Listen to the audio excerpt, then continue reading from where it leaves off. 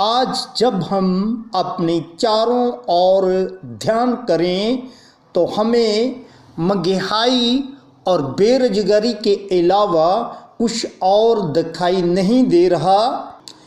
गरीब मज़दूर आज के दिन बहुत परेशान हैं इस बात के लिए कि वो अपने परिवार का गुजारा कैसे करें। महंगाई और बेरोजगारी के मुद्दे को छोड़ दिया जाए तो हमारे देश में किसान अपने हक की मांगों को लेकर सरकार का लगातार विरोध कर रहे हैं। इन तीनों बातों को छोड़कर अभी कोरोना का डर फिर पूरे देश में दस्तक दे रहा है। इन बातों का भाव यही है कि संसार एक बार फिर खतरे में जा रहा है। इन बातों का सल्यूशन क्या है, इसके बारे में हम परमेश्वर के वचन में देख सकते हैं।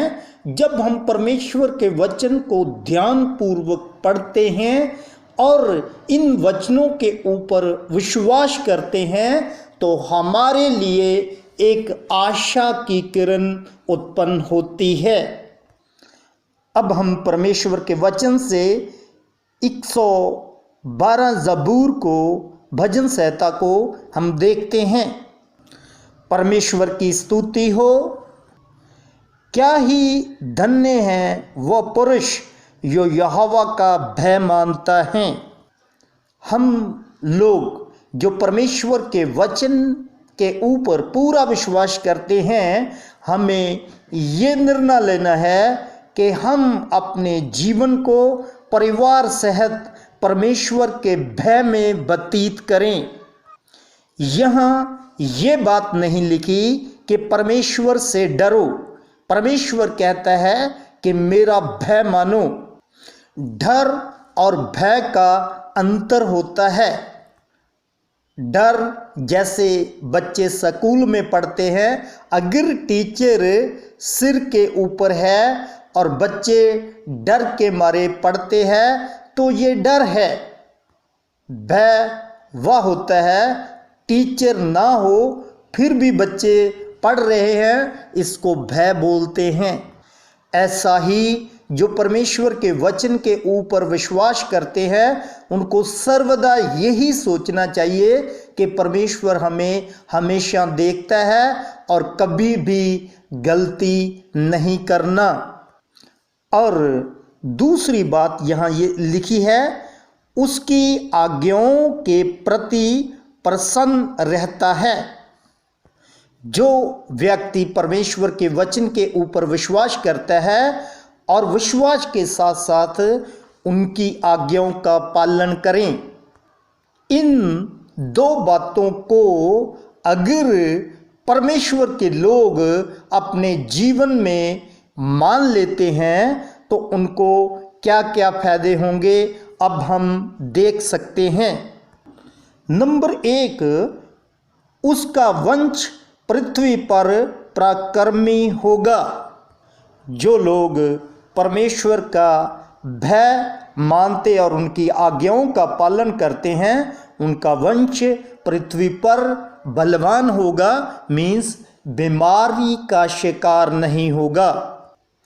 नंबर 2, यहाँ लिखा है उसके घर में धन संपत्ति रहती है। दूसरा, परमेश्वर के वचन के ऊपर विश्वास करने वाले को यदि वो दो बातें मानता है तो उसको धन की कमी नहीं होगी, उसके घर में गुजारे के लिए धन रहेगा। नंबर 3, यहाँ लिखा है वह तो सदा तक अटल रहेगा। परमेश्वर का भय मानना और उनकी आज्ञाओं का पालन करना, इसके कारण वो व्यक्ति कभी डगमगाएगा नहीं।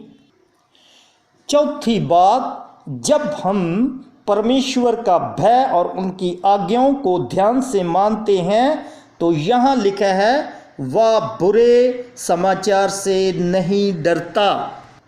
जैसे हमने शुरू में इस वीडियो में देखा है कि हमारे चारों तरफ चाहे डर का माहौल है, फिर भी जो परमेश्वर के वचन का भय मानता, परमेश्वर का भय मानता और उनकी आज्ञाओं पर चलता है, वो कभी भी बुरा समाचार से डरेगा नहीं। जिक्र आज हम अपने जीवन में इन 4 बातों को लेना चाहते हैं, तो हम लोगों ने आज एक अच्छा निर्णय लेना है। वो निर्णय ये है कि हम परमेश्वर के भय में रहें। चाहे हमें कोई देख रहा है, चाहे नहीं देख रहा, फिर भी हम परमेश्वर का भय मानते हुए उनकी आज्ञाओं का पालन करें। वचन में लिखा है, आकाश और पृथ्वी का टल जाना सहज है, मगर परमेश्वर का वचन कभी बदलता नहीं। और इसी वचन के ऊपर विश्वास करके हम अपने परिवार में कह सकते हैं कि हमारी अंश बलवान होगी और धन दौलत हमारे घर में रहेगा। मैं कभी भी डोलूंगा नहीं और ना मेरा परिवार डोलेगा, और आज से बुरी खबर का हमें कोई भी नुकसान नहीं होगा। आइए इस आशा भरे वचनों को अपने जीवन में ग्रहण कीजिए और अपने परिवार को एक तंदुरुस्त और मजबूत करने के लिए इन वचनों के ऊपर अटल विश्वास कीजिए, ताकि हमारा जीवन परमेश्वर की नज़रों में अच्छा हो और परमेश्वर हमें सर्वदा अपने वचनों में दृढ़ करता जाए। मेरी तरफ से और परिवार की तरफ से आप सबको और रियल एक्शन सोसाइटी की पूरी टीम की तरफ से आपको जय मसीह की।